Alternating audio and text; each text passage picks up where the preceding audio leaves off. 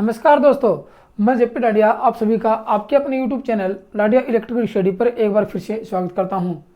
दोस्तों, आज के इस वीडियो में देखेंगे कि RLC पैरेलल सर्किट क्या होता है। मतलब कि रेजिस्टेंस, इंडक्टेंस व कैपेसिटेंस को यदि समानांतर क्रम में संयोजित कर देते हैं तो फिर उस परिपथ में धारा का मान क्या होगा, उस परिपथ में वोल्टेज का मान क्या होगा, उस परिपथ में प्रत्येक शाखा में धारा क्या होगी, और उस परिपथ में यदि धारा ज्ञात करते हैं तो फिर धारा लैगिंग रहेगी या लीडिंग रहेगी, उस लैगिंग लीडिंग धारा के अनुसार पावर फैक्टर का मान क्या रहेगा, और लास्ट में देखते हैं उसके अंदर इम्पीडेंस कितनी, इम्पीडेंस का मान कैसे ज्ञात करेंगे, इम्पीडेंस का फॉर्मूला कैसे क्रिएट करते हैं, और फिर एडमिटेंस देखते हैं एडमिटेंस क्या होता है।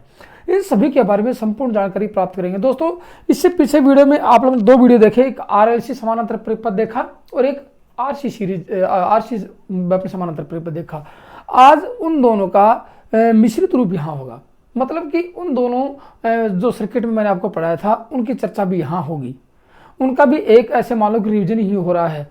तो ये वीडियो RLC मतलब कि RL, RC और RLC तीनों का एक समूह रूप है, इसलिए इस वीडियो को देखना अनिवार्य है, क्योंकि RLC समानांतर परिपथ में भी काफी प्रश्न पूछे जाते हैं, जो कि आप लोग सिर्फ सीरीज सर्किट ही का अध्ययन करके जाते हैं। समानांतर परिपथ हार्ड होने की वजह से इसको कोई सोल्व नहीं करता है, और जिससे आप लोगों के मन में कन्फ्यूज ही बना रहता है, आप लोगों के मन में डाउट ही बना रहता है कि RLC समानांतर परिपथ में कोई प्रश्न ही नहीं आएगा। ऐसा नहीं है, सर्किट कैसा भी हो। आप लोगों ने DC सीरीज सर्किट देखा, DC समानांतर सर्किट देखा, यहाँ भी आप AC परिपथ में RLC सीरीज सर्किट देख के आए हो और आज पढ़ रहे हैं RLC समानांतर परिपथ। दोस्तों, वीडियो बहुत ही इंपॉर्टेंट है, इसलिए इस वीडियो को लास्ट एंड तक देखें और अपने नोट्स कंप्लीट करें, और अपने मन में जो विचार है, जो आपके मन में जो समस्या है, वो इस वीडियो के कमेंट्स में जाके ज़रूर लिखें कि सर हमें इस प्रकार की प्रॉब्लम क्रिएट हो रही है, जो कि आप इसका समाधान कीजिए। मैं आपके प्रत्येक कमेंट्स को देखकर आपकी प्रत्येक समस्या का समाधान करने की कोशिश करूँगा। तो चलिए देखते हैं, अब देखते हैं RLC पैरेलल सर्किट क्या होता है। बहुत ही अच्छा टॉपिक है और काफ़ी इंपॉर्टेंट है RLC पैरेलल सर्किट।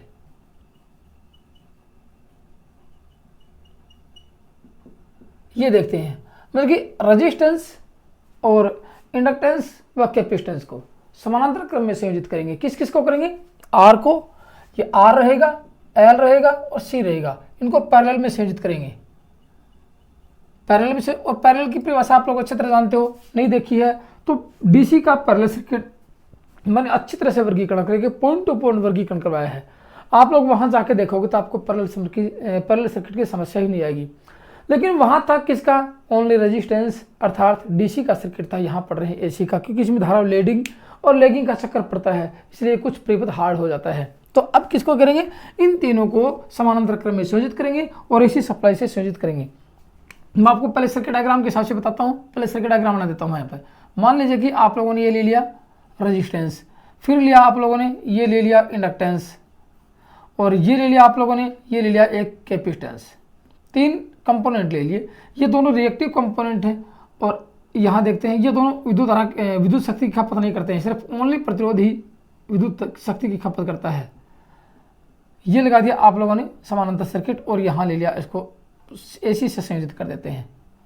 अब आप लोग देखोगे इस सर्किट में क्या क्या प्रतिक्रिया होती है। मैं आप लोगों को पॉइंट टू पॉइंट संपूर्ण बातें जीरो लेवल से बता रहा हूँ, ताकि आप लोगों की समझ में अच्छी तरह से ये चीज़ आ जाए। ये रहेगा आप लोगों का R, और ये रहेगा L, और ये रहेगा C। आप लोग इतना पढ़ के आगे, यदि मेरे पिछले वीडियो देखे होंगे तो आपको शॉर्टकट में बता देता हूँ, आप लोगों को याद रहेगा और आप लोग को रिवीजन भी हो जाएगा, दिमाग की मेमोरी कुछ ताज़ा हो जाएगी। जैसे इस सर्किट में विद्युत धारा प्रवाहित हो रही है, आप लोग पढ़ के आगे, इसमें कौन सी धारा रहेगी? इसमें IR, मतलब कि रेजिस्टेंस में प्रवाहित धारा IR, इस सर्किट में IL, इंडक्टेंस में से प्रवाहित धारा IL, और इसमें से प्रवाहित धारा IC रहेगी।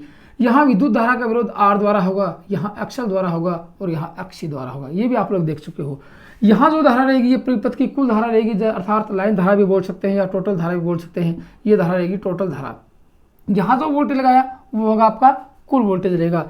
ये आपका सर्किट हो गया RLC पैरेलल सर्किट।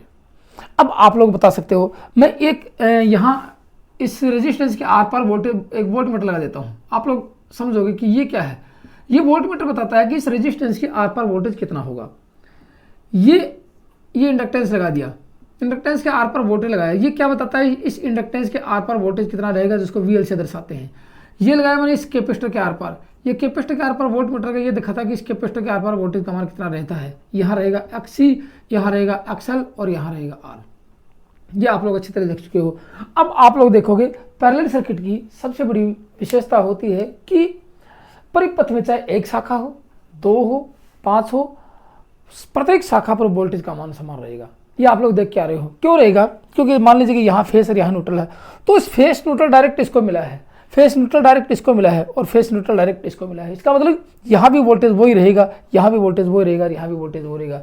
इसलिए कह सकते हैं कि इस परिपथ की प्रत्येक शाखा अर्थात R शाखा है यहाँ पे, L शाखा है यहाँ पे और C शाखा यहाँ पे है। R, L व C की शाखा में वोल्टेज का मान समान होता है। कितना होता है? परिपथ पर आरोपित वोल्टेज के समान होता है। ये बात आप अच्छी तरह लिख लेना। ये सभी पैरेलल सर्किट की विशेषता होती है। मैंने डीसी सर्किट पढ़ाया था तब भी बताया था आप लोगों को कि पैरेलल सर्किट में वोल्टेज का मान समान होता है, लेकिन सीरीज सर्किट में धारा का मान समान था। तो यहाँ क्या लिख सकते हैं कि परिपथ की, यहाँ लिख लो परिपथ की प्रत्येक शाखा। अब प्रत्येक शाखा मतलब 4, 5, 6, 10, 20 जितनी भी शाखाएं होंगी सब में वोल्टेज का मान समान रहेगा। यहाँ कौन कौन सी शाखा है? यहाँ R है, यहाँ L है और यहाँ C है। शाखा में वोल्टेज का मान, मैं प्रत्येक बातें आपको समझाऊंगा और लिखवाऊंगा। वोल्टेज का मान समान होता है, समान होगा। क्यों होगा? क्योंकि ये पैरेलल सर्किट है। तो यहाँ क्या लिख सकते हैं? इसके बराबर होगा, आरोपित वोल्टेज के बराबर होगा। तो यहाँ लिख सकते हैं क्या कि V बराबर ये V है, VT बराबर, V बराबर क्या रहेगा? सबसे पहले VR रहेगा, ये भी इसके बराबर रहेगा, V बराबर VL रहेगा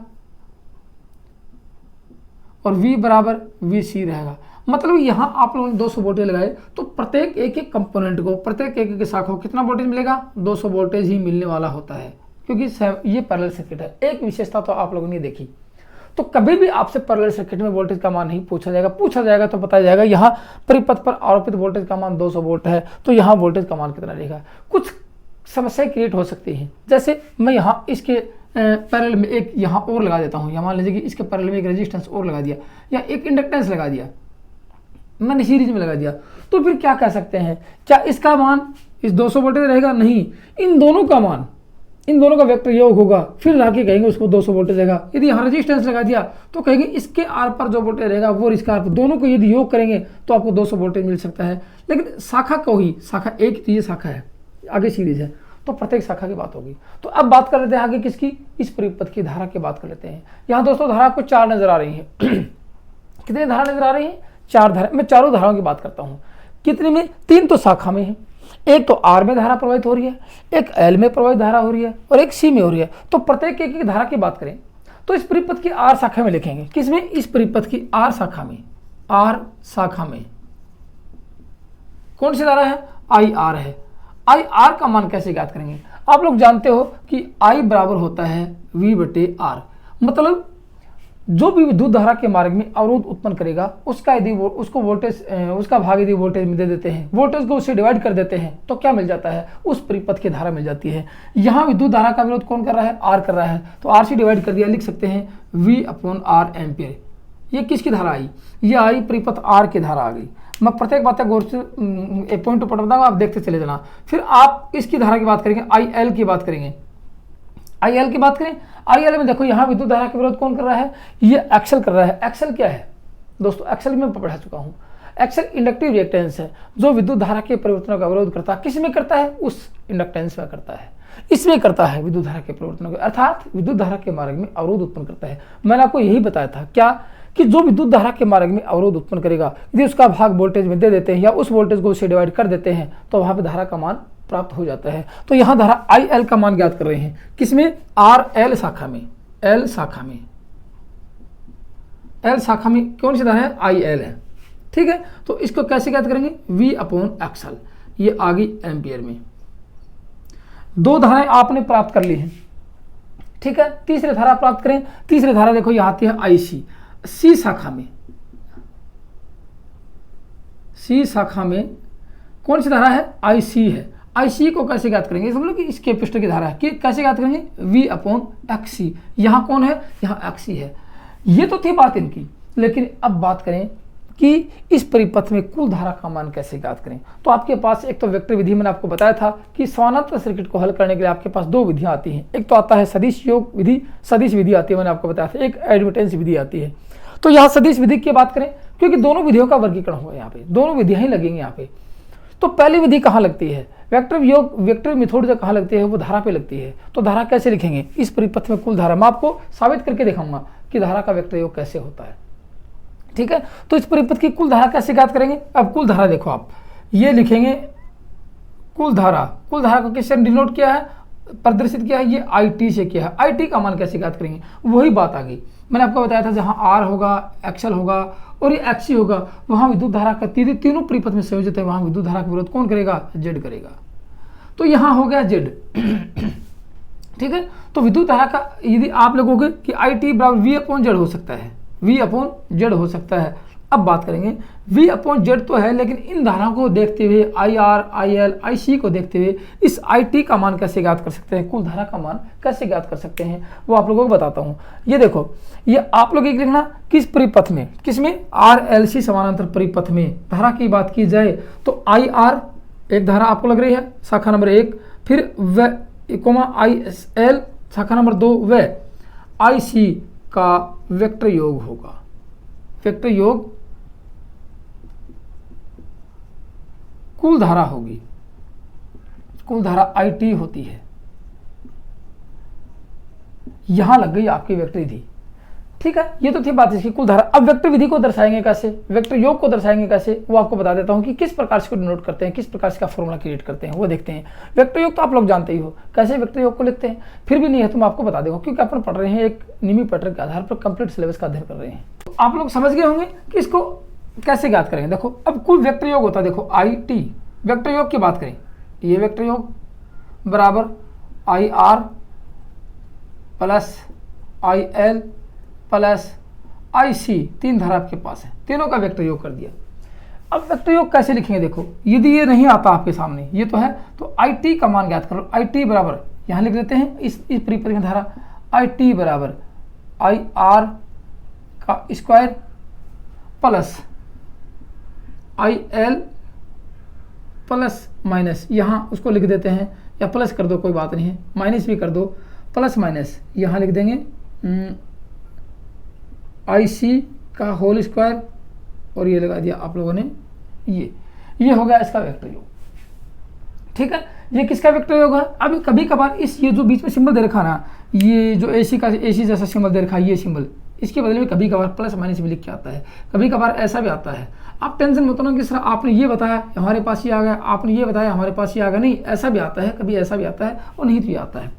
ये होगा आपका वेक्टर योग। अब वेक्टर योग में आप लोगों ने तीनों धाराओं का वेक्टर जोड़ देखा, कुल धारा का मान प्राप्त किया, तो क्या फेजर डायग्राम के हिसाब से देख लेते हैं कि फेजर डायग्राम में कैसे कैसे कंडीशन उत्पन्न होते हैं, पावर फैक्टर का मान क्या हो सकता है।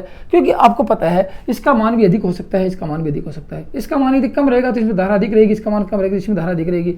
दोनों का कॉम्बिनेशन देखते हैं फिर कि दोनों के कॉम्बिनेशन के आधार से, फेजर डायग्राम के आधार से किस प्रकार इस परिपथ को आगे और सोल्व कर सकते हैं। ये तो नॉर्मल बातें थी, धारा और वोल्टेज की बातें थी। अब धारा लैगिंग होगी, धारा लीडिंग होगी, पावर फैक्टर लैगिंग होगा, पावर फैक्टर लीडिंग होगा। किस प्रकार से इस पावर फैक्टर के आधार पर या धारा के आधार पर पावर फैक्टर का मान ज्ञात कर सकते हैं। पावर फैक्टर का मान ज्ञात करने के लिए आपको कौन कौन सी राशियों की आवश्यकता और किन किन का अनुपात किया जाता है, सब बातें देखेंगे, पॉइंट टू पॉइंट देखेंगे। कंडीशन के इसमें कंडीशन क्रिएट करेंगे, किस प्रकार की कंडीशन इसमें उत्पन्न हो सकती है और किस प्रकार इनका मान ज्ञात कर सकते हैं। आपको कोई भी ऐसे टॉपिक ऐसा पॉइंट नहीं छोड़ेंगे जो आपको नहीं बताया गया हो, लेकिन आप नोट्स जरूर बनाना। जब तक आप नोट्स नहीं बनाओगे तब तक आपके समझ में कुछ आने वाला नहीं है, क्योंकि एक बार देखोगे समझ में आ जाएगा, क्योंकि अपने बहुत सरल भाषा में पढ़ रहे हैं, समझ में जरूर आता है आपको। और मुझे आशा है कि सारे वीडियो आपको पसंद आए हैं, आपको समझ में आ गए हैं, काफ़ी इंप्रूवमेंट हुआ है, आप लोगों के मन में कॉन्फिडेंस हुआ है, यार थोड़ी बहुत सरल होती है, हार्ड बिल्कुल नहीं होती है। फिर भी लोगों के मन में क्यों पता नहीं भय बना होता है कि सर इलेक्ट्रिशियन थ्योरी बहुत हार्ड होती है, हमारा सिलेक्शन नहीं होता है। सिलेक्शन कहाँ नहीं होगा, आप लोग मेरे साथ पढ़ते जाओ, मैं आपको पढ़ाता हूँ, मेरे साथ पढ़ते चले जाओ। यदि सारा कंप्लीट सिलेबस का अध्ययन कर लेते हो तो ऐसी कोई परीक्षा नहीं होगी, अच्छी कोई एग्जाम नहीं होगी जहां आपका सिलेक्शन नहीं हो, आपका सिलेक्शन रुकने वाला नहीं रहेगा। लेकिन आप लगातार कंटिन्यू वीडियो को देखो और पूरा वीडियो देखो, नोट्स बनाओ, फिर मैं बताता हूँ आपको सिलेक्शन कैसे नहीं होगा, आपकी सफलता आपके कदमों में चूमेगी। ठीक है, तो इस प्रकार आप वीडियो देखो और नोट्स बनाओ। वीडियो पसंद आ रहा है तो लाइक जरूर कर दो और अपने दोस्तों में शेयर कर दो, क्योंकि अपने बहुत ही सरल भाषा में कंप्लीट सिलेबस का अध्ययन नियमित पैटर्न के आधार पर करें तो क्यों नहीं आप लोगों को फायदा मिल रहा है तो दूसरे भाइयों को फायदा मिल जाए। इसलिए वीडियो को शेयर कर दो ताकि किसी दूसरे को फायदा मिले इससे भी आगे। तो अब देखते हैं आगे इस परिपथ में क्या होगा, फेजर डायग्राम के आधार पर इस परिपथ को सोल्व कैसे कर सकते हैं। फेजर डायग्राम देखते हैं। देखो यहां लगाया आप लोगों ने, क्या लगाया, ये फेजर डायग्राम ले लेते हैं। देखो यहां से फेजर डायग्राम में मतलब ये आप इसका ग्राफ खींच रहे हो, या x प्लस में रहेगा, ये x माइनस में रहेगा, ये y प्लस में रहेगा, ये y माइनस में रहेगा। आप ग्राफ खींचते चले जाओ।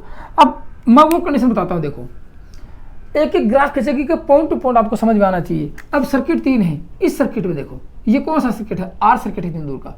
यहाँ धारा कैसे होगी, इस आई आर का मान इस वोल्टेज से कैसे होगा, इस आई आर का मान वोल्टेज से कैसे होगा, क्योंकि सर्किट कौन सा है, आर सर्किट है, रेजिस्टेंस सर्किट है। तो रेजिस्टेंस सर्किट में आई वी से वी के, आई वी के इन फेज होती है। आप लोग अच्छी तरह जानते हो इन फेज क्यों होती है। एक तो बात ये आती है, यहाँ इनको प्रदर्शित करेंगे इस ग्राफ में। दूसरी बात आती है यहाँ इसका मान, ये क्या है, ये इंडक्टेंस है। इंडक्टेंस का आप जानते हो कि इसमें जो आई एल का मान है वो वी से कैसे होगा, आई एल वी से वी के लेग होती है, लैगिंग होती है, मतलब पश्चगामी होती है। कितने डिग्री होती है, 90 डिग्री पश्चगामी होती है। मैं आपको पूरी बातें बता रहा हूँ। 2 चीज़ें देख ली आप लोगों ने, फिर तीसरी देखी आप लोगों ने, ये भी आप लोग पढ़ के आ चुके हो, ऐसी बात नहीं आपने पढ़ा नहीं होगा। ये है कैपेसिटर। कैपेसिटर में धारा कैसी होती है, इस IC का मान, IC का मान V से लीड होता है, लीडिंग होता है। कितने डिग्री, 90 डिग्री लीडिंग होता है। 3 बातें देख ली आप लोगों ने। यदि मैं तीनों धाराओं को यहाँ प्रदर्शित कर दूँ, यहाँ इसको दर्शा दूँ तो आप लोगों को अच्छी तरह समझ में आ जाएगा। यहाँ वोल्टेज दर्शाएंगे तो देखो ये वोल्टेज की टाइमलाइन दिखा देते हैं। यहाँ ये वोल्टेज लिया V कैसा है, यहाँ पे आप V सर लिखोगे, V R लिखें, V L लिखें या VC लिखें, नहीं, आप लोगों को सब पता है कि V क्या है। पैरेलल सर्किट में VR, VL और बराबर VC, चारों V बराबर हैं, चारों वोल्टमीटर का मान बराबर है क्योंकि पैरेलल सर्किट है। तो यहाँ पे लिख दिया, एक V लिख दो चाहे किसी प्रकार का V लिख दो, ठीक है। तो अब पूरी बातें लिखो कि यहाँ देखो परिपथ R में ये लिखेंगे, फिर आपको सर्किट डायग्राम पूरा करके दिखाऊंगा। R में धारा V के इन फेज लिख दी, L में धारा I V के लैगिंग 90 डिग्री लेग लिख लेना, और C में I का मान V के 90 डिग्री लीड। 3 बातें लिख दी आप लोगों ने, और मैं अब तीनों को यहाँ दर्शा देता हूँ। देखो इस धारा का मान इन फेज है, इन फेज का सिंबल आप लोग जानते हो, ये इन फेज का सिंबल होता है ऐसे, ये इन फेज, ये V और ये I। ये यहाँ इसकी लैगिंग की बात करें, ये लैगिंग का सिंबल, ये V और ये लैगिंग का सिंबल नीचे I, ये 90 डिग्री लैग होता है। और यहाँ इस लीडिंग की बात करें तो ये हो गया आप लोगों का ये लीडिंग, ये V और ये I, ये 90 डिग्री लीडिंग होगी, ये लीड होगी और ये लैग होगी, वो भी आपको लोगों को अच्छी तरह बता रखा मैंने। तो ये धारा कौन सी है, ये IR की धारा है, रेजिस्टेंस में से प्रवाहित धारा है। अब आप लोग इसको दर्शाओ, पर नंबर 2 पे आता है, ये धारा कौन सी है, IL, कहाँ से, ये V से। V क्या है, ये V है, V से कैसे रहेगी, लैग रहेगी। कैसे चलाएंगे, लैग में। आप लोगों को पता है जो राशि एंटी क्लॉकवाइज चलती है वो लीड होती है, और जो राशि क्लॉकवाइज चलती है वो लैग होती है। अब बताओ कि कहाँ दर्शाएं, VL को कहाँ दर्शाएं, इधर दर्शाएंगे क्योंकि क्लॉकवाइज दिशा ये है, यहाँ दर्शा दिया आप लोगों ने, ये VL, ये IL दर्शा दिया, ठीक है। अब आप लोगों को समस्या आ गई कि इस IC को, IC लीड होती है, देखो ये IC दर्शा दिया यहाँ पे IC, क्योंकि ये लीड चल रही है, वोल्टेज से लीड है। कितने डिग्री, ये 90 डिग्री लीड है, ये 90 डिग्री लैग है, ये 90 डिग्री है, ये 90 डिग्री। बस यही आपको लोगों तीनों सर्किट के आधार पर देखते, तीनों धारा को मैंने यहाँ पे दर्शा दिया है। अब आप आगे देखेंगे कि कंडीशन क्या क्या उत्पन्न हो सकती है, ये तो आप सिर्फ दर्शाया है। अब देखो कंडीशन, मान लीजिए इस धारा का मान इससे अधिक है, मैं कंडीशन दिखा फिर आपको फेज डायग्राम बताऊंगा, मैं यहाँ से इसको पूरा कब करेंगे। मान लीजिए कि इस IL का मान कब, IL ग्रेटर देन IC है, बराबर तो हो सकती है, बराबर होंगे तो क्या होगा, परिपथ रेजोनेंस हो जाएगा, परिपथ अनुनाद हो जाएगा। लेकिन अनुनाद होने से पहले कंडीशन क्या रहेगी वो आप लोगों को बताता हूँ। मान लीजिए कि इस IL का मान इससे अधिक है IC से, तो आप लोग मानते हैं देखो इसका मैग्नीट्यूड इतना है, इसका मैग्नीट्यूड इतना है, तो इसका मैग्नीट्यूड इतना है, तो 2 कंडीशन आगे देखो, दोनों बराबर होंगी तो बात अलग है। लेकिन इसका यदि एक कंडीशन ये भी आएगी, IC का मान आई एल से अधिक है। तो एक रिजल्ट सामने निकल के आ गया, क्या आ गया कि आर एल सी श्रेणी परिपथ में आर एल सी श्रेणी हो या R L C parallel circuit हो, दोनों धाराएं एक दूसरे के विपरीत होती हैं। नोट लगा के लिख लो कि आर एल सी परिपथ में आई एल या फिर एक्सएल या फिर आई सी या एक्सी में प्रवाहित होने वाली धारा एक दूसरे के विपरीत होती हैं। विपरीत होंगी तो कंडीशन क्या होगा, एक कंडीशन ये उत्पन्न होती है I L greater than I C और I C greater than I L. I L का मान आई सी से अधिक हो सकता है और आई एल का मान आई सी का मान आई एल से अधिक हो सकता है। तो दो कंडीशन आ गई कि आई एल व आई सी एक दूसरे के विपरीत होते हैं, ये बात एक लिखने वाली आ गई। तो कंडीशन क्या होगी, I L greater than I C हो सकता है, एक कंडीशन ये आ गई, और दूसरी कंडीशन आती है आई C greater than I L हो सकता है। दो कंडीशन आएगी, दोनों कंडीशन दर्शाएंगे यहाँ पे, ठीक है, दोनों कंडीशन दर्शाएंगे। अब मान लीजिए कि देखो इसका मैग्नीट्यूड इतना है, इसका मैग्नीट्यूड इतना है, इसका मतलब कौन सी की बात कर रहे हैं, आई C greater than I L की बात करेंगे पहले, ठीक है। फिर कहोगे सर आई सी की क्यों बात करें, पहले इसकी बात करें, चलो इसकी बात कर लेते हैं। तो इसकी बात करेंगे तो यहाँ आई सी को यहाँ दर्शाएंगे क्योंकि इसका मैग्नीट्यूड कम दर्शाएंगे।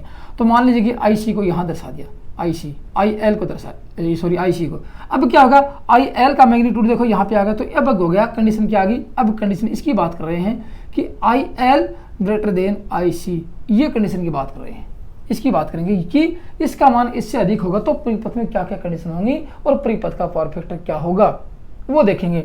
अब देखो यहाँ से मैं इसका फेजर बनाऊं तो देखो यहाँ से आई सी और ये आई एल, यदि मैं इस आई एल से आई सी को घटा दूं तो क्या होगा, ये कंडीशन करनी पड़ेगी आई एल में से आई सी को घटाएंगे क्योंकि एक दूसरे के विपरीत होती हैं, माइनस आई सी। इसमें से ये धारा, मान लीजिए कि धारा 10 एम्पीयर है और ये धारा 8 एम्पीयर है, तो ये दोनों एक दूसरे के विपरीत हैं। 10 में से 8 की कितनी धारा बची, 2 एम्पीयर, वो 2 एम्पीयर इसके साथ काम करेगी, दोनों एक दूसरे के विपरीत होगी। तो कंडीशन आ गई कि मान ये मैग्नीट्यूड इतना, तो यहाँ से दर्शा देते हैं ये क्या आ गया, ये आई एल माइनस आई सी आ गया, जो बचेगी वो इतनी बचेगी। तो यहाँ से इसका मैग्नीट्यूड, यहाँ से इसका फेजर खींचते, देखो ये धारा, दो धाराओं का संबंध देखते हैं, ये धारा आ गई, ठीक है, ये दोनों धाराएं आ गई। तो यहाँ क्या बच गई आपको, देखो ये बच गई धारा, ये बच गई, ये क्या है, आई है, इस परिपथ की कुल धारा होगी।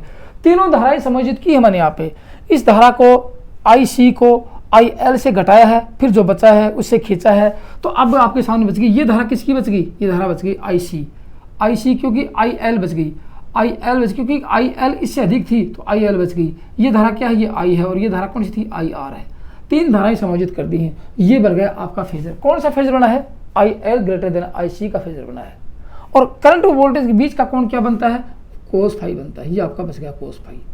अब देखो कोस फाई का कोण कितना बच गया, ये करंट ये और ये वोल्टेज ये, इन दोनों के संबंध की बात करते हैं। मैंने यहाँ तक इसका रिजल्ट निकाल दिया है, दोनों की बात करते हैं। करंट और वोल्टेज के बीच का कोण क्या 90 डिग्री बचा है, नहीं 90 तो यहाँ था, तो 90 तो नहीं बचा है। तो क्या पावर फैक्टर 90 डिग्री होगा, क्या पावर फैक्टर का मान 90 डिग्री नहीं होगा, पावर फैक्टर 90 डिग्री नहीं होगा। तो कितना हो सकता है, 90 व 0 व 90 के बीच होगा। और कैसा होगा, अब बताओ, धारा लीडिंग है या ये धारा वोल्टेज से लीडिंग है, लीडिंग है, ये धारा वोल्टेज से लैगिंग चल रही है। तो पावर फैक्टर इस परिपथ का क्या होगा, लैगिंग पावर फैक्टर होगा। इस परिपथ का पावर फैक्टर लैगिंग होगा, कब होगा, जब ये लैगिंग चल रही है धारा, कह सकते हैं। तो ये कंडीशन पूछ जाएगी क्या, कि आर एल सी परिपथ में I L greater than I C होगा तो पावर फैक्टर क्या होगा, पावर फैक्टर लैगिंग होगा। समझ गए आप, पावर फैक्टर लैगिंग होगा। और ये आपका बन गया एक फेजर डायग्राम। अब इस फेजर डायग्राम के आधार पर इसका मान निकाल के देखते हैं। देखो क्या क्या कौन कौन सी राशियां अपने को मिलती हैं, उन राशियों का मान देखते हैं और लिखते चले जाना। आगे देखे बात, यहाँ लिखते हैं आई टी। देखो आई टी का टोटल धारा की याद करते हैं। ये फेजर देखो, ये बच गया आपके सामने, कौन सा फॉर्मूला बच गया, ये एक त्रिभुज बच गया, ये आपका बच गया लंब, ये बच गया आधार और ये बच गया कर्ण, ठीक है, ये कर्ण बच गया। और आप लोग जानते हो कर्ण को ज्ञात करते हैं, इन दोनों का वेक्टर योग करते हैं। तो आई टी कर्ण में क्या है, ये आई है, ये आई आर है और ये आई एल बच गई। तीनों की बात करते हैं तो आई आर स्क्वायर, ठीक है नहीं, आप लोगों ने घटाया है आई आर स्क्वायर। यहाँ क्या है, ये इन दोनों का, यहाँ अकेला नहीं है, ये घटा के बचा, तो ये दोनों तो बच गई, ये घटा के बचा तो क्या बच गया, आई एल आई सी बचा है। तो यहाँ क्या बच गया, आई एल आई सी बचा है, I L minus I C. तो आई आर का whole square plus I L plus minus घटाया है, जो भी ज़्यादा होगा वो लिख देंगे। लेकिन यहाँ तो आई एल का मान बढ़ा था तो आई सी का होल स्क्वायर और ये आपका बच गया रूट, ये आपकी बच गई कुल धारा का मान। और यही मैंने सबसे पहले बताया था कि कुल धारा का मान IL और IC व IR का वेक्टर योग होगा। हुआ कि नहीं हुआ? एक तो बात ये आ गई। अब आप लोग देख रहे हो यहाँ पे इस वेक्टर योग के अनुसार, इस वेक्टर योग के अनुसार देखेंगे, इसके अनुसार तो पावर फैक्टर कैसे ज्ञात करें?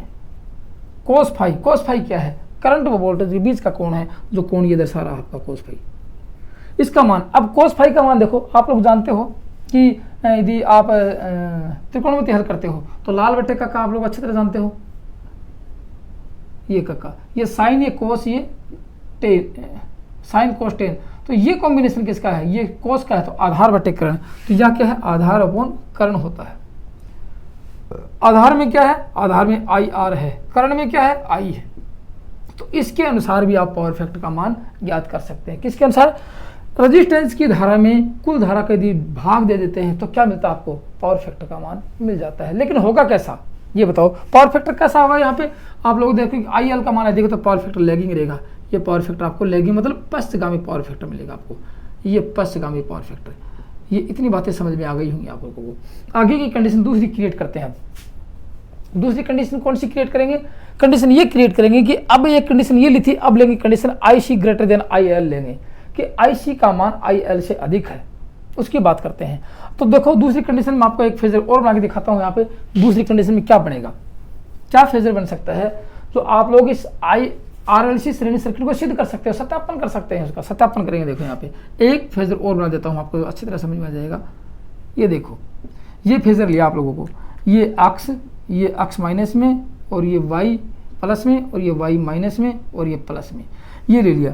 अब शॉर्टकट में देखो यहाँ पे ये क्या है? ये आप लोगों का V है, V बराबर VR बराबर VL बराबर VC, ये तो चारों वोल्टेज बराबर हैं। यहाँ इस R की बात करें, IR V के इन फेज है, यह आप लोग अच्छी तरह जानते हो, जो मैंने आपको बता दिया है। फिर यहाँ कौन सी धारा थी? यहाँ IC धारा थी। IC धारा क्यों है यहाँ पे? IC धारा ग्रेटर देन की किसकी बात करें? IC धारा क्योंकि ये एंटी क्लॉकवाइज चल रही है, तो IC इधर आ गई वोल्टेज से और ये IL आ गई इधर।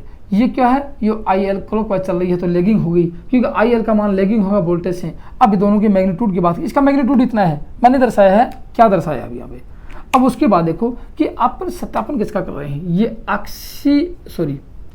IC माइनस IL की बात कर रहे हैं, IC माइनस IL की बात कर रहे हैं इस परिपथ, इस फेजर में। तो क्या हुआ देखते जाना, IC माइनस IL, ठीक है ना, sorry IC greater than IL, IC greater than IL की बात कर रहे हैं। इसका मैग्नीट्यूड कम है, IL का मैग्नीट्यूड कम है और ये IC का अधिक है, तो इसको यदि आप बढ़ा देते इसका मैग्नीट्यूड, क्योंकि आपको पता है ये धारा इसको निरस्त करेगी तो बचेगी क्या? मान लीजिए कि ये बचेगी धारा आपकी ये धारा कौन सी आ गई यहाँ पे? ये आ गई IC माइनस IL, क्योंकि इसने एक दूसरे को निरस्त कर दिया, एक दूसरे के विपरीत होती हैं, ये बच गई। अब इस मैग्नीट्यूड को पूरा कर लेते हैं, इस मैग्नीट्यूड के आधार पर फेजर को पूरा करें, ये आ गया आपका फेजर।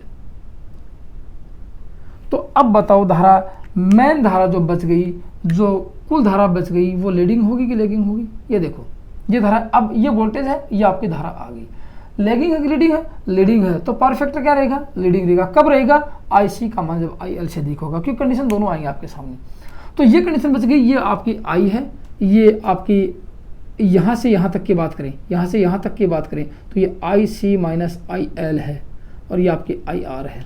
अब इसके हिसाब से यदि आप इसकी धारा का मान को ज्ञात करो, इस परिपथ की कुल धारा ज्ञात करें, कंडीशन बता रहा हूँ आपको, कुल धारा ज्ञात करें, IT बराबर कैसे ज्ञात करेंगे? तो आप लोगों को पता है यही वो फॉर्मूला बन गया। कौन सा? ये बच गया आप लोगों का, ये बच गया, ये IC माइनस IL है, ये IR का मान है और ये IL है। इसका मान ज्ञात कर रहे हैं तो ये क्या होगा? इन दोनों का वेक्टर योग है, तो लिख सकते हैं IR का whole square plus IC minus IL का होल स्क्वायर और ये आपका बचकर रूट। एक कंडीशन आपके सामने ये उत्पन्न होगी, जो अब आप लोग देख रहे हो, ठीक है। ये आप लोग दोनों कंडीशन देख रहे हैं। तो बताओ अब इस परिपथ का पावर फैक्टर कैसे ज्ञात करें? कौन सी कंडीशन में? इस कंडीशन में परिपथ का पावर फैक्टर कैसे ज्ञात करेंगे? तो कोस फाई का मान कैसे ज्ञात करेंगे? अब कोस फाई का मान आपको पता है, आधार बटे कर्ण होता है। तो यहाँ आधार क्या है? ये A बटे कर्ण, आधार बटे कर्ण है। आधार क्या है यहाँ पे? आधार वही IR है, IR अपॉन वही कर्ण में I है। तो ये भी कह सकते हैं कि रेजिस्टेंस की धारा में कुल धारा का भाग दे देते हैं, तो आपको कोस फाई का मान मिल जाता है। लेकिन होगा कैसा? वही कंडीशन, होगा कैसा? लीडिंग या लेगिंग? अब की बार कंडीशन बदल चुकी है। क्या बदल गई कंडीशन? ये बदल गई कि लीडिंग धारा, ये मुख्य धारा मेन धारा या कुल धारा का मान वोल्टेज से लीडिंग है, एंटी क्लॉकवाइज चल रहा है, तो इसका परिपथ का पावर फैक्टर लीडिंग होगा, जिसको बोलते हैं अग्रगामी होगा। अग्रगामी होगा कितना होगा? क्योंकि करंट और वोल्टेज के बीच का कोण ये है, करंट और वोल्टेज के बीच का कोण ये है, ये कोण दिखा दें, ये कितना है? 90 डिग्री तो नहीं है, तो कितना? 90 और 0 के बीच में है, तो पावर फैक्टर कैसा होगा? 90 डिग्री, 0 डिग्री से 90 डिग्री के बीच होगा, न कि 90 डिग्री होगा। ये आपके दो कंडीशन आ गए आपके सामने। बोलो कितना सरल लग रहा है? RLC पैरेलल सर्किट कितना सरल है। ऐसे ही सारे सर्किट पीछे पीछे पढ़ के आ रहे हैं, इसी प्रकार से सारे नोट्स बनाते आ रहे हैं। तो दोस्तों हार्ड बिल्कुल नहीं है। थ्योरी को समझना यदि आप आसान समझ लेते हो तो पूरी की पूरी थ्योरी आपके दिमाग में बिल्कुल फिट हो जाती है, और ऐसा कोई क्वेश्चन बचने वाला नहीं है जो कि आप गलत करके आ सकते हो, जो कि जिसमें आप सिलेक्शन नहीं ले सकते। क्यों नहीं ले सकते? आपके अंदर ज़मीन नहीं है क्या? आपके दिमाग नहीं है? सब कुछ आपके पास है। फिर समझने की डिग्री और समझाने के लिए मैं आपके पास हूँ, आपको समझा रहा हूँ। तो फिर क्यों ऐसी कंडीशन आती है आप लोगों के? सर हार्ड है, हमें समझ में नहीं आती है। समझ में आने की आप प्रवृत्ति लेके आओ कि सर समझेंगे और इसको लिखेंगे, तब जाके आप थोड़ी आसान समझोगे और आपका सिलेक्शन पक्का 100% हो जाएगा। ठीक है, ये तो थी बात इसकी। तो ये कंडीशन कब आई देखो। अब आगे की बात करते हैं कि इन दोनों कंडीशनों को लेकर एक कंडीशन ये थी, तो फिर अपने पास पूछा जाए इस सर्किट में धारा का मान कैसे ज्ञात करें। आपके पास ये नहीं बताया कि IL का मान अधिक है या IC का मान अधिक है, आपको बताया नहीं है, तो फिर आपके सामने फॉर्मूला ये लिख सकते हैं। ये यहाँ इसका मतलब ये है कि जो भी धारा अधिक रहेगी वो इधर लिखेंगे, जो धारा कम रहेगी वो इधर लिखेंगे, बस यही इसका फॉर्मूला होता है। ठीक है, आगे और देखते हैं इस परिपथ में इम्पीडेंस कैसे ज्ञात कर सकते हैं, मतलब कि प्रतिबाधा को ज्ञात करके इसमें एडमिटेंस को कैसे ज्ञात करेंगे और धारा का मान कैसे ज्ञात कर सकते हैं, पावर फैक्टर का मान कैसे ज्ञात कर सकते हैं, वो आगे एक कंडीशन और बताता हूँ आपको। अब क्या देखेंगे, इस परिपथ की कुल प्रतिबाधा देखते हैं, प्रतिबाधा का मान कैसे ज्ञात कर सकते हैं। दोस्तों बहुत बिल्कुल सरल है, इतना सरल है कि आप एक देखते देखते आपकी आंखों के सामने सब कुछ सॉल्व हो जाएगा, सब कुछ आसान हो जाएगा।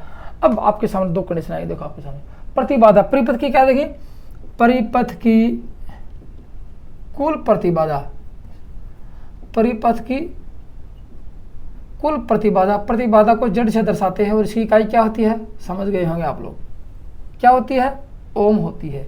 किससे दर्शाएंगे, Z से। मतलब कि परिपथ की कुल प्रतिबाधा का काम क्या है, इस परिपथ में विद्युत धारा के परिवर्तनों का विरोध करना। जहां R, L, C तीनों में से किसी दो का वर्गीकरण साथ होगा तो परिपथ में प्रतिबाधा ही विद्युत धारा के परिवर्तनों का विरोध करेगी, अर्थात परिपथ में विद्युत धारा का विरोध ही प्रतिबाधा द्वारा होगा। इंडिविजुअली सर्किट होगा, जैसा ये होगा तो R होगा, ये होगा तो एक्सल होगा, ये होगा तो एक्सी होगा, लेकिन दोनों में से दो किसी एक साथ को मिल जाएंगे तो क्या होगा, प्रतिबाधा होगी। चलो ये बात अलग थी। अब आपसे पूछा जाए, देखो क्या कि परिपथ की धारा आप लोग ज्ञात कर चुके हो, IT बराबर, मैं आपको फिर एक एक पॉइंट टू पॉइंट बताने वाला हूँ, देखते हो गौर से देखा और वीडियो को लास्ट टाइम तक जरूर देखो। आप लोगों ने अब ये देखा कि IR प्लस IL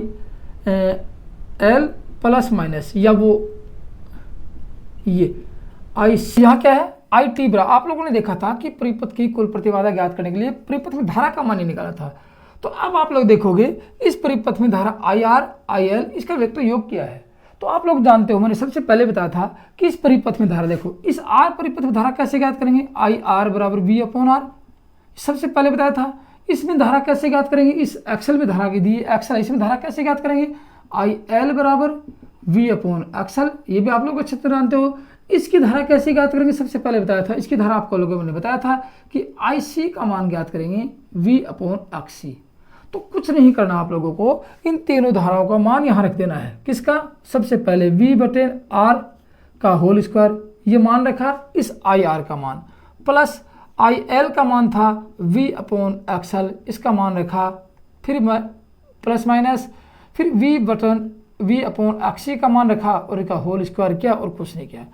अब आप लोग देख चुके हो कि धीरे धीरे आगे इस समीकरण को सोल्व कर रहे हैं कि अब आप लोगों ने देखा कि इस I का मान कैसे ज्ञात करेंगे। मैंने आपको बताया था जिस परिपथ में R, L, C हो या तीनों हो, तीनों में से किसी दो का वर्गीकरण होगा, चाहे वो C है, चाहे श्रेणी सर्किट हो, चाहे पैरेलल सर्किट हो, तो वहाँ धारा का विरोध कौन करेगा।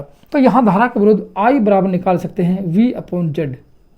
Z क्या है, प्रतिबाधा है, Z से दर्शाते हैं। इस परिपथ में विद्युत धारा के परिवर्तनों का विरोध मान लो, अर्थात इस परिपथ में धारा का विरोध कौन कर रहा है, जेड कर रही है। तो यहाँ इसके बदले में ये भी लिख सकते हैं V अपॉन जेड लिख सकते हैं। अब यहाँ आपके सामने समस्या क्रिएट होगी।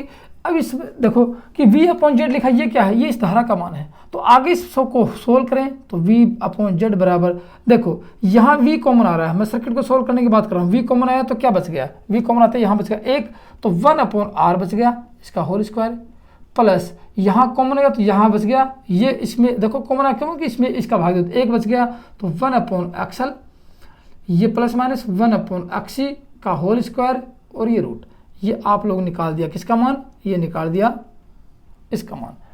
अब यहाँ से क्या होगा, V से V कैंसिल, यहाँ बच गया 1, 1 अपॉन जेड, मैं कुछ नहीं कर रहा हूँ, इस समीकरण को सोल्व कर रहा हूँ, 1 अपॉन R का whole square plus 1 upon XL का प्लस और 1 अपॉन एक्सी का होल स्क्वायर और ये इसका कर दिया रूट। बोलो कुछ किया आप लोगों ने, कुछ अलग किया नहीं, सिर्फ ओनली मान रखा आप लोगों ने, मान रखा है, कुछ नहीं किया, और मान के आधार पर आपकी आगे इस परिपथ की प्रतिबाधा ज्ञात कर सकते हैं। ये स्टेप यहाँ पे आते हैं, इसमें कुछ चेंजमेंट हो सकता है, परीक्षा में कुछ इसमें अलग एक्स्ट्रा कुछ करके दे सकते हैं। क्या कि इसमें दे सकते हैं कि एक्सल ग्रेटर देन एक्सी होगा तो परिपथ की प्रतिबाधा क्या रहेगी। इसमें आप लोग कुछ नहीं करना है, यहाँ एक्सल है इसको घटा देना, ये कंडीशन आपके सामने आती है तो घटा देना, यहाँ से एक्सल में से एक्सी को घटा देना। और जब आपके सामने आता है कि एक्सी ग्रेटर देन एक्सल होगा तो क्या होगा, मतलब कि प्रेरणिक प्रतिघात का मान कैपेसिटिव प्रतिघात से कम होगा, तो यहाँ C आ जाएगा और यहाँ L आ जाएगा। कुछ नहीं करना, आप लोगों को बस मान रखना है। लेकिन यहाँ कब आता है, तो 1 अपॉन जेड के बदले में पूछा जाता तो आता है, यदि जेड के बदले में मान पूछा जाए तो जेड बराबर क्या होगा। यहाँ आप लोगों को एक कंडीशन और आएगी, 1 आता है ऊपर और यहाँ पूरा का पूरा फॉर्मूला नीचे आ जाता है। ये याद रखने वाली बात आ गई कि इसमें कैसे मान ज्ञात करेंगे, एक्सल प्लस माइनस एक्सी का होल स्क्वायर और ये रूट लगा दें आप उसको, ये आ गई आपका जेड प्रतिबाधा का मान। अब दोस्तों आप लोग धीरे धीरे देख रहे हो कि प्रतिबाधा को ज्ञात करना आसान नहीं है, कि इस फॉर्मूले को सरल करोगे टाइम कितना लगेगा आप लोगों को, कितना समय लगेगा आप लोगों को, और फिर भी एक्चुअल मान निकालना बहुत कठिन हो जाता है। इसलिए कहते हैं RLC समानांतर परिपथ को एडमिटेंस विधि से जब ज्ञात करते हैं तो बहुत ईजी हो जाता है। इसलिए एडमिटेंस विधि, एडमिटेंस क्या था मैं आप लोगों को बता चुका हूँ, फिर भी आप लोगों को बताता हूँ, इस प्रतिबाधा का उल्टा ही एडमिटेंस होता है। दोस्तों एडमिटेंस के आधार पर इस RLC सर्किट को हल करेंगे तो अगले वीडियो में पढ़ाएंगे, एडमिटेंस त्रिभुज के द्वारा पढ़ाएंगे, एडमिटेंस ट्रायंगल के द्वारा बताएंगे कि इस परिपथ को कितनी आसानी से सोल्व कर सकते हैं। जब भी आपको न्यूमेरिकल देखोगे आप लोगों को सामने ये सारी चीजें आएंगी, एडमिटेंस विधि से देखते तो बहुत सरल हो जाता है। ठीक है, ये तो थी बात कब की, ये देखो यहाँ पे ये अपॉन में आती है, और आप लोगों ने जब सीरीज सर्किट पढ़ा था तो जेड का मान निकाला था, जेड बराबर क्या पड़ा था, R square plus XL plus minus XC का होल स्क्वायर, ये देखा था आप लोगों ने सीरीज सर्किट में। लेकिन यहाँ कुछ उल्टा है कि नहीं है, ये कंडीशन आती है यहाँ पे। अब आप लोग इस परिपथ में और क्या देखेंगे, इस परिपथ का काम बच गया, इस परिपथ का पावर फैक्टर क्या रहेगा, परिपथ का पावर फैक्टर भी ज्ञात करना जरूरी होता है। एडमिटेंस विधि से ज्ञात करने में बहुत सरल हो जाता है, वो अगले वीडियो में इस RLC सर्किट को एडमिटेंस विधि द्वारा सरल करना सीखेंगे। तो सिर्फ 19 की नॉर्मल बातें हैं, ठीक है ना। और इस जो परिपथ है इसमें आप देखते हैं पावर फैक्टर क्या होता है। अब पावर फैक्टर जानते हो आप लोग, कोस फाई का मान, कोस फाई बराबर होता है, देखो सबसे पहले आप लोग R अपॉन जेड की बात करते हैं, आप लोग यही पढ़ गया, ये कब था, सीरीज सर्किट में था। लेकिन R अपॉन जेड की बात करें, R का उल्टा क्या है, देखो R के विलोम क्या है, R का विलोम मैंने आपको बताया था। देखो मैं आपको वो बातें फिर दोहरा देता हूँ, R G का विलोम 1 अपॉन R का उल्टा G, और X ये एक्सल रिएक्टेंस है, इसका उल्टा 1, देखो इसका उल्टा B 1 अपॉन X, और Y का है एडमिटेंस का उल्टा 1 अपॉन Z, तीनों चीज़ें हैं। तो इस R के बदले में लिखो G अपॉन Y। तो यही आता है पैरेलल सर्किट में पावर फैक्टर ज्ञात करने का फॉर्मूला, ये नहीं आता है। एक तो बात ये आगे, ठीक है, ये कब आता है, सीरीज सर्किट में आता है, लेकिन यहाँ G अपॉन Y है। अब आप लोग G का मान निकाल चुके हो, G का मान क्या है, 1 अपॉन R है, तो यहाँ लिख दो 1 अपॉन R, और Y का मान 1 अपॉन Z है। इस समीकरण को यदि सोल्व करते हैं तो लास्ट में निकल के क्या आता है, कोस फाई का मान निकल के आता है Z अपॉन R आता है। दोस्तों समानांतर सर्किट में कोस फाई पावर फैक्टर ज्ञात करने को कहते हैं कि प्रतिबाधा व प्रतिरोध के अनुपात को पावर फैक्टर कहते हैं। पावर फैक्टर क्या हो सकता है, प्रतिबाधा व प्रतिरोध का अनुपात होता है। सीरीज सर्किट में क्या था, प्रतिरोध व प्रतिबाधा का अनुपात था। पैरेलल सर्किट में क्या है, प्रतिबाधा व प्रतिरोध का अनुपात है। ठीक है, ये इससे कुछ उल्टा है। इसलिए अब ये तो आपको याद रखने वाली बात है। और अब लोग आप धीरे धीरे पढ़ के आ चुके हो, क्या पढ़ के आ चुके हैं कि इस सर्किट में आप लोगों ने पढ़ा कि कोस फाई का मान, मैंने पहले थोड़ी देर पहले बताया था कि इस पूरे परिपथ में कोस फाई का मान, कोस फाई बराबर I R upon R, I R upon I, ये भी देखा था आप लोगों ने। एक तो फॉर्मूला ये, एक फॉर्मूला ये, एक फॉर्मूला ये आपके सामने कंडीशन है कि आप किसकी भी सहायता से फॉर्मूला ज्ञात कर सकते हो। लेकिन आपसे पूछा जाए क्या इस परिपथ का परफेक्ट लैगिंग है या लीडिंग है, तो 3 कंडीशन बताता हूं आपको। यदि एक्सल का मान एक्सिस से अधिक है, थोड़ी देर पहले बताया था, तो धारा क्या रहेगी, एक्सल का मान, इसमें आई का मान देखो, आई एल का मान आई से अधिक है, आई एल का मान इधर आई एल है, इसका अधिक तो परफेक्ट लैगिंग था। तो लिख सकते हैं कि I L greater than I C, तो परफेक्ट लैगिंग लिख लेना, ठीक है ना। मैं यहाँ लिख देता हूँ, कोई बात नहीं है, कि I L greater than I C lagging power factor, I C greater than I L leading power factor. और जब इन दोनों का मान बराबर हो जाता है आई एल बराबर आई सी, तो परिपथ रेजोनेंस हो जाता है और परिपथ का पावर फैक्टर इसके आधार पर इसने इसको निरस्त किया तो पावर फैक्टर 1 हो जाता है, जिसको बोलते हैं यूनिटी पावर फैक्टर। 3 कंडीशन आपके सामने आ गई है, ठीक है ना। ये तो थी बात इनकी। अब इस परिपथ की यदि बात करें कि पावर कैसे ज्ञात करेंगे, तो पावर ज्ञात करने का सूत्र एक फॉर्मूला है, P बराबर देख लो, P बराबर वी आई। मैंने आपको बताया कि AC में पावर फॉर्मूला ये रहेगा, P बराबर वी आई कोस फाई का मान रहेगा। अब अगले वीडियो में इस कोस फाई का मान ज्ञात करना, इस एंगल का मान ज्ञात करना सीखेंगे, कोस फाई का सीखेंगे, किसके द्वारा, एम्पीडेंस उसको एडमिटेंस त्रिभुज के द्वारा। तो अगला वीडियो लास्ट वीडियो हो सकता है, लेकिन बहुत ही इंपॉर्टेंट रहेगा, बहुत मस्त इंपॉर्टेंट रहेगा, ताकि आप RLC सर्किट को आसानी से हल कर सको। दोस्तों यदि वीडियो पसंद आया तो लाइक कर दो और शेयर कर दो। और जो दोस्त पहली बार वीडियो को देख रहे हैं वो इसी प्रकार इलेक्ट्रिशियन थ्योरी का कंप्लीट सिलेबस का अध्ययन करने के लिए और अपनी सफलता को प्राप्त करने के लिए डांडिया इलेक्ट्रिकल स्टडी चैनल को सब्सक्राइब जरूर कर लें। तो दोस्तों आज की वीडियो में सिर्फ इतना ही है। थैंक यू, धन्यवाद।